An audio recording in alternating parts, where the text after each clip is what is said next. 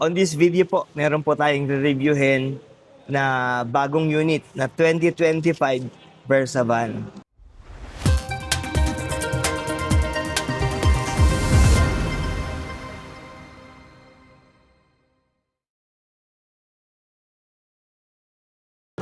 Magandang araw po, ako po si John Cachola, Sales Executive dito po sa Mitsubishi Peak Motorsabad Santos, dito po sa May Tondo, Manila. So, nandito po tayo para ipakita ko po sa inyo yung ating latest unit na 2025 Versa Van. So, marahil magtataka kayo bakit bagong unit pero 2025 year model pa. So, late production lang naman ang ating Versa Van. Pero nilaunch po ito agad para at least makilala ka agad sa market, no, yung ating Versa Van. So on this video, hopefully na matulungan ko po kayo na makapag-decide kung ito po ba yung unit na para sa inyo, especially kung kayo po ay naghahanap na, no, ng combination na pang pamilya and at the same time pang negosyo na sasakyan. So tara po, without further ado, umpisahan na po natin. Ipapakita ko na po sa inyo yung ating 2025 Versa Van. Ito po ang front blueprint ng Versa Van. Ito po ay may clean and functional na look na bagay sa commercial use. Ang kanyang overall width ay 1,695 mm at may overall height siya na 1,990 mm. Sa kanyang front grille, ito ay may V-Motion aesthetic na matte black finish. Ito ay nagbibigay ng matibay at matapang na dating. Sa kanyang headlight naman, ito ay equipped ng multi-reflector halogen headlights na integrated na ang kanyang turning signal light. Ang bumper nito ay boxy at upright. Tulad ng L300 Versa Van, ito ay flat at diretso ang nguso. Ito ay para ma-maximize ang space sa loob at mas maging madali para sa driver ang pag-estimate ng distansya kapag nagdadrive sa masikip na kalsada. Sa kanyang side profile, ang kanyang overall width ay 4,710 mm. Dito sa kanyang right side, matatagpuan ang kanyang sliding door. Wala itong pinto sa kaliwang part para sa mas murang maintenance at dagdag na security rigidity. Equip ito ng large glass panels. Malalaki ang bintana nito para sa mas magandang visibility. Equip ito ng 15-inch steel rims na may kasamang full wheeler cover. Ito ay may mas matibay at kayang-kaya ang mga lubak at mabibigat na kargada. Ito ay may commercial grade tires na may sukat na 195 R15C. Ang kanyang ground clearance ay 195 mm, sapat na para sa baha at mga uneven na kalsada sa Pilipinas. Sa kanyang back design, ito ay equipped ng vertical rear tail light na nakalocate sa gilid ng kanyang body. Ginawa ito para mas madaling makita ng mga sasakyan na nasa likod. Ang brake lights, turn signal lights at reverse lights ay halogen bulbs. Mas simple at mas mura ang maintenance. Ang kanyang tailgate ay bumubukas pa itaas. Malawak ang opening nito kaya madaling magkarga ng malalaking gamit o bagahe. Ang rear bumper ay unpainted black plastic na nagbibigay protection sa body para sa mga minor sabit o gasgas. Pumasok naman tayo sa kanyang interior. Ang kanyang buong dashboard ay gawa sa matigas at dekalidad na plastic na may industrial gray finish. Hindi ito madaling magasgas at sobrang daling linisin. Ergonomic ang mga controls nito.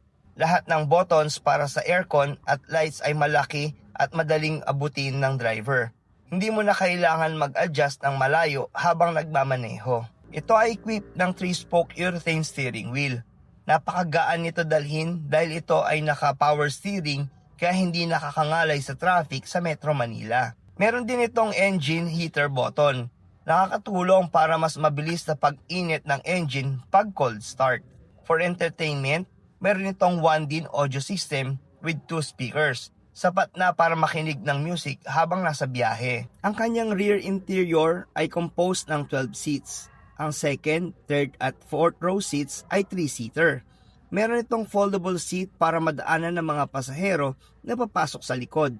Ang fifth or huling row na malapit sa tailgate ay pwedeng matambol para mas additional cargo space. Ang Versa Van ay high ceiling. Dahil boxy ang design, mataas ang headroom, hindi masyadong claustrophobic o masikip sa pakiramdam kahit puno ang sasakyan. Mayroon itong mga aircon vents sa kisame na nakatapat sa bawat row ng pasahero. Kilala ang Mitsubishi sa pagkakaroon ng ice-cold aircon. Kaya kahit puno ang 15 na tao at tirik ang araw, malamig pa rin sa loob nito. So yan po yung ating unit na Versa Van 2025 ng Mitsubishi. So ang ating additional information lang is ang ating Versa Van is my engine na 5D25 DDTI 2.5 liter na inline 4-cylinder dual overhead camshaft, 16 valve variable turbocharged na diesel engine. Then pagdating po sa kanyang max power, ito po ay may max power na 126 PS at 3,200 revolution per minute. So pagdating naman sa kanyang max torque is 356 Newton meter at 1,400 to 2,000 RPM naman. So pagdating naman lang sa ating fuel tank capacity, ang fuel tank capacity po ng ating Versa Van is 65 liters. At meron po itong 5-speed na manual transmission.